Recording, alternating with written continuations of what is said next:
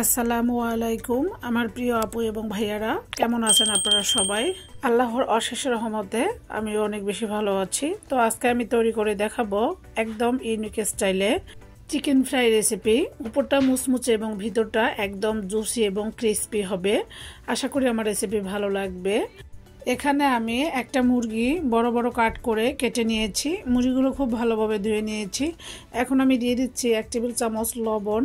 লবণটা দিয়ে আমি এখানে পর্যাপ্ত পরিমাণে পানি দিয়ে 1 ঘন্টা ভিজিয়ে রাখবো।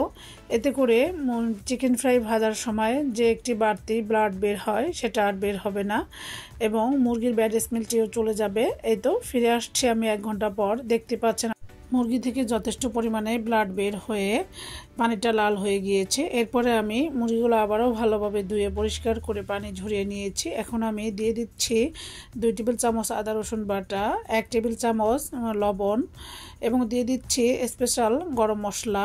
এখানে আমি 1.5 টেবিল চামচ গরম মশলা দিয়ে দিব। এর মধ্যে সব রকমের মশলা দেয়া আছে। ভিডিওর লিঙ্ক আমি ডেসক্রিপশন বক্সে দিয়ে রাখবো, চাইলে দেখে নিতে পারেন। আমি দিয়ে দিচ্ছি 1 টেবিল চামচ কালো গোলমরিচের গুঁড়া, চাইলে সাদা গোলমরিচের গুঁড়াও দিতে পারেন। দিয়ে দিচ্ছি 2 টেবিল চামচ লাল মরিচের গুঁড়া।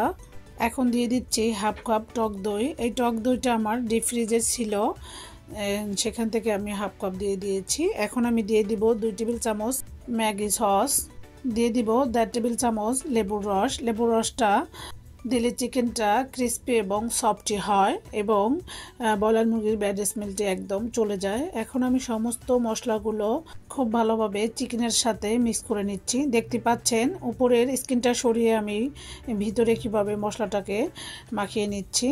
সরি, একটা কথা বলতে ভুল হয়ে গিয়েছে, যেটা চিকেনটা ভালোভাবে ধোয়ার পরে আমি চিকেনের উপরে স্কিনটা সরিয়ে খুব ভালোভাবে চিড়ে নিয়েছি। এতে করে মশলাটা ম্যারিনেটের সময় চিকেনের ভিতরে খুব সহজেই ঢুকে যাবে। তো এখন আমি ভালোভাবে মাখিয়ে চিকেনগুলো 1 ঘন্টার জন্য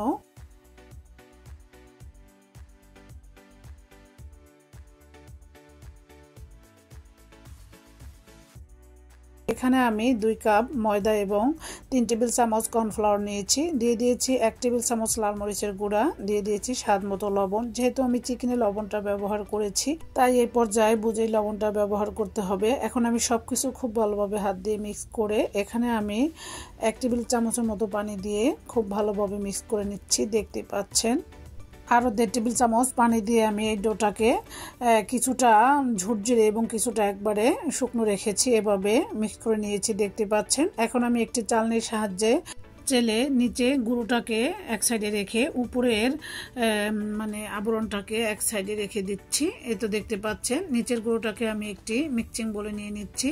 এখন আমি এখানে হাফ কাপ পানি দিয়ে দিচ্ছি। হাফ কাপ পানি দিয়ে হ্যান্ড উইক্সের সাহায্যে খুব ভালোভাবে মিক্স করে নিচ্ছি। দেখতে পাচ্ছেন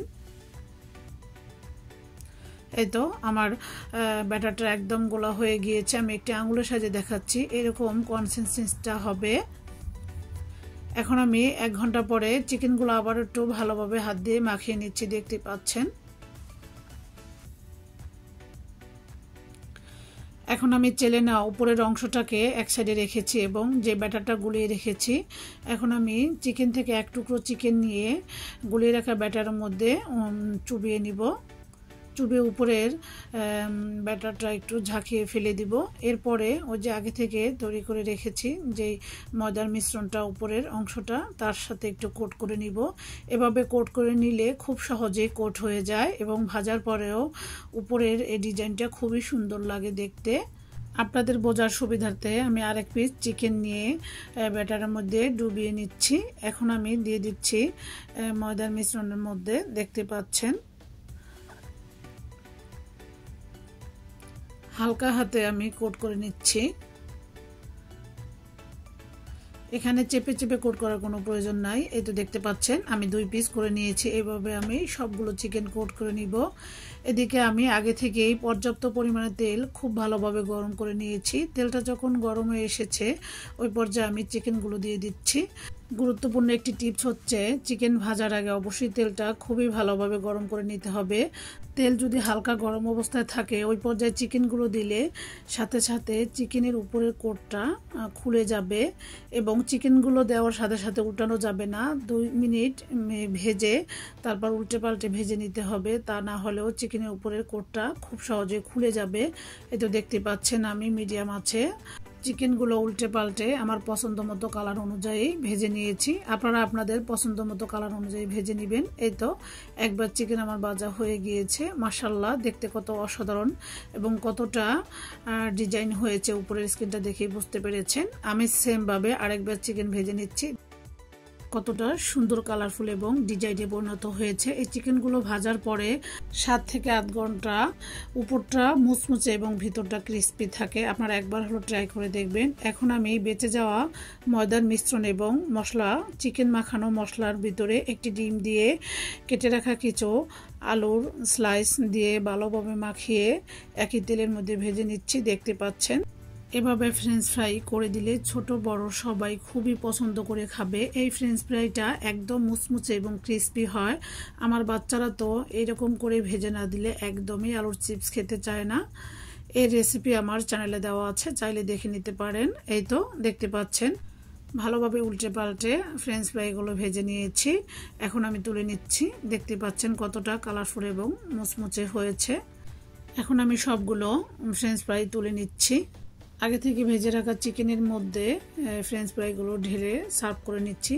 কিছুদিন আগে আমি একটি চিকেন ফ্রাই রেসিপি আমার চ্যানেলে আপলোড করেছি। সেটা আমার হাজব্যান্ডের কলিগরা দেখে খুবই রিকোয়েস্ট তাদের জন্য যেন আমি তৈরি করে পাঠাই। তো আজকের এই রেসিপিটি তাদের জন্য আমি তৈরি করেছি। তারা খেয়ে তো প্রশংসায় পঞ্চমুখ। আজকের মতো তাহলে বিদায় নিচ্ছি। সবাই ভালো থাকবেন। আল্লাহ হাফেজ।